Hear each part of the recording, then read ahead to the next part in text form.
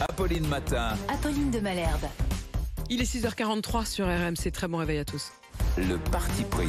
Le parti pris, c'est avec vous. Eddy Pujalon, bonjour. Bonjour. Vous êtes le président de Mouvement de la Ruralité.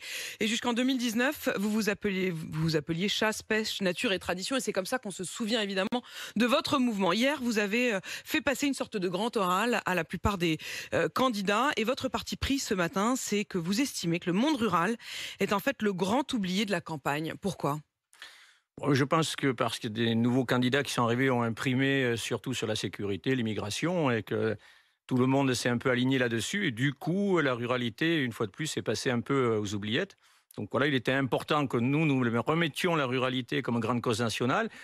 Je dois peut-être aussi à votre prédécesseur, Jean-Jacques Bourdin, parce qu'on avait eu un petit échange en 2012 assez rugueux sur le sujet. Il m'avait dit pourquoi vous n'invitez pas tous les candidats à partir du moment où on n'était pas candidat nous-mêmes. Vous l'avez pris au mot et vous avez bien fait. Je l'ai fait, voilà. Et donc là, vous les avez tous invités. Alors, ils ne sont pas tous venus, faut être tout à fait honnête. Ils ont tous été invités, de gauche comme de droite, même Madame Touy, voilà, même ceux qui n'ont pas les parrainages aujourd'hui. Je pense que le débat démocratique est important. Nous sommes des gens avec une certaine forme d'éducation, donc il n'est pas question ni de les siffler, ni de les huer. Voilà, ils pouvaient venir s'exprimer. Ils ont été bien reçus. Mais comment vous expliquez par exemple que Marine Le Pen ne soit pas venue ? Marine Le Pen qui s'est toujours présentée comme la candidate des oubliés, de la France des oubliés. À mon avis, Marine Le Pen a mis beaucoup de temps à répondre. Le dernier jour, on a voulu me proposer Louis Alliot. Nous avons fait le choix d'avoir les candidats en chair annonce. Et vous savez, on aime bien les regarder, la profondeur d'âme qu'ils ont pour parler de la ruralité. On note quand même que la plupart sont des Parisiens. C'est pas un problème, mais au moins comment ils abordent ce sujet-là. Donc on a refusé les émissaires.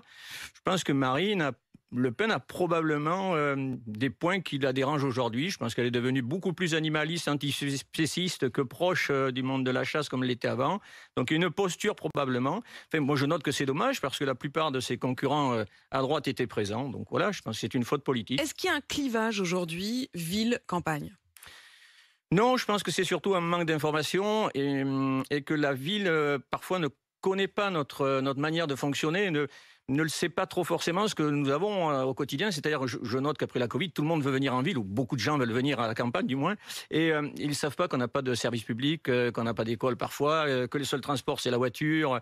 Voilà, donc il y a aujourd'hui ce besoin de remettre la ruralité réelle, l'absence des aires médicaux, on n'a pas de téléphonie, enfin, on nous parle de nous mettre la fibre, mais il n'y a même pas le téléphone qui passe dans les endroits. Donc remettre un peu ça dans l'esprit des candidats pour qu'ils nous fassent des propositions financées, etc.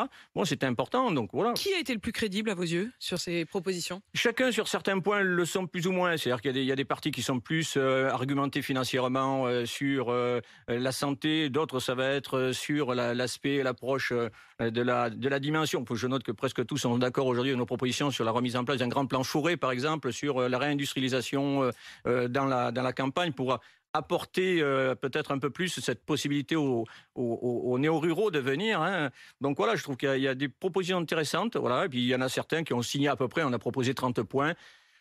La plupart des points... Une fois qu'ils venaient, ils signaient quand même, globalement. Oui, bon, il y a quelques sujets qui sont purement politiques. Je suis l'exemple même de celui qui demande une part de proportionnel dans les élections. J'ai fait les élections régionales, c'est pas quelque chose de simple, c'est des grosses régions.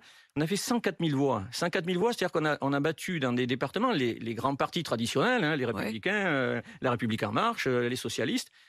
Il y a 0 candidat qui a été élu à la région Nouvelle-Aquitaine. On a 104 000 électeurs, probablement beaucoup de ruraux, qui n'ont aucun représentant de notre mouvement. C'est quand même un peu scandaleux. Et je pense que les grands partis n'ont pas compris ce parti-là. Ils veulent toujours garder leur précaré, leur dimension, mais ça finira un jour très mal parce que les gens, à force de voter pour des gens qui ne peuvent plus s'exprimer pour eux, ils n'iront plus voter. On a déjà une grosse abstention. Si on doit retenir la proposition numéro 1 à vos yeux, l'urgence absolue pour le monde rural, c'est quoi ? Bon, je ne peux pas en écarter deux. Il y en a une, c'est le grand ministère de la Ruralité. On a quelques désaccords, que ce soit avec Éric Zemmour ou avec les autres, parce que je veux pas mélanger l'agriculture, l'environnement, la chasse, la pêche, les forêts. Il y a des choses particulières. Donc, il faut un grand ministère de la Ruralité avec des secrétariats d'État pour pouvoir apporter des réponses, de l'explication, ce que je vous ai dit, expliquer aux Français qu'est-ce que c'est l'agriculture, qu'est-ce que c'est que l'environnement, qu'est-ce que c'est que la chasse, la pêche, la forêt, etc. Et il y en a un autre qui est très important, c'est celui d'arrêter l'éolien en milieu terrestre. et offshore. Parce qu'aujourd'hui, moi, je fais le tour de France des gens qui souffrent, des éleveurs qui perdent des vaches. Il y a un gros problème environnemental, il y a un gros problème économique. Et aujourd'hui, je voulais vraiment que tous les candidats se positionnent là-dessus et qu'on éclaire le débat scientifique. Parce qu'aujourd'hui, moi qui fais le tour de France de tous ceux qui sont aujourd'hui laissés pour compte de la ruralité, attendent une chose, c'est que le futur président ou la future présidente arrête l'éolien en France. Sur des arguments écologistes, vous estimez que c'est mauvais pour l'environnement en réalité?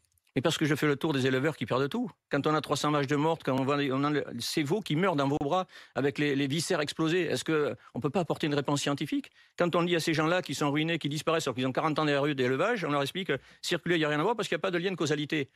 Écoutez, moi, les liens de causalité, j'aimerais bien qu'on les trouve. Vous choisirez un candidat?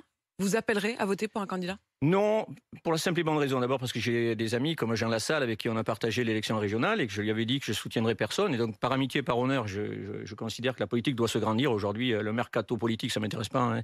Moi, j'ai des racines profondes, c'est la ruralité. Il y a des gens qui sont plus ou moins ancrés dans la ruralité. Donc je soutiendrai personne. C'est la raison de ce débat, c'est pour éclairer les électeurs, voir vraiment comment ils se positionnent par rapport à certains sujets qui les intéressent, parce que tous ne les intéressent pas. Les ruraux, il y en a qui sont anti-chasse et il y en a qui sont pour autre chose. Donc je suis très libre là-dessus. Donc non, et puis on va partir aux élections législatives. Donc pour être cohérent, je me vois mal soutenir un président et ensuite me présenter avec mon étiquette de mouvement de la ruralité et en soutenir un autre candidat. Voilà. À suivre donc, en tout cas, votre parti pris. Merci d'être venu dans ce studio ce matin. Eddy Pujalon, merci, président du mouvement de la ruralité, qu'on appelait autrefois chasse, pêche, nature et tradition. Il est 6h49 sur RMC.